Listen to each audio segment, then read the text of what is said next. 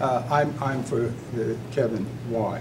For the same reason that I was for John, for the same reason I like Eric, for the same reason I like Andrew Cuomo, for the same reason I like Obama, for the same reason I like Joe Crowley. These are all politicians I respect and I like, and it's not because they call themselves Democrats. It's because of the kind of politicians they are.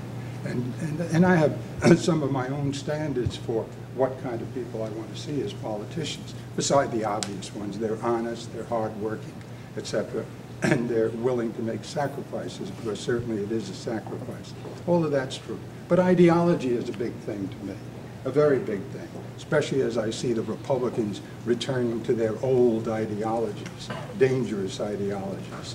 And it's the ideologies that brought them down, but now they're prepared to go back to them, the culture wars. It's the intelligence of the good politician that I look for, and that's my formula.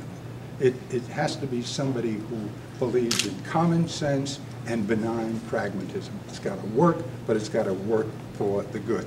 That's what Obama is. That's what all these other politicians are that I admire, and that's what I think Kim is going to be.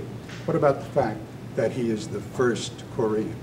That's very important to me, because the whole idea, and pardon me, I'm not sure how long my voice is going to last. I've been out for 5 days, but the whole idea of ethnicity, the whole idea of different colors, the whole idea of diversity is a Central American idea and a Central American challenge. Well then, what is the United States of America, and how should it relate to diversity?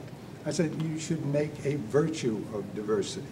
What people like the people who got in the paper this morning, and people like the people who are trying to take a Korean, a young, intelligent, brilliant, well-educated, potentially great political commodity, and say, look, this guy's Korean, he's got a lot of Korean people, he's got a lot of Asian people, and this and this and that, and trying to make a negative of it, that is the worst kind of politics.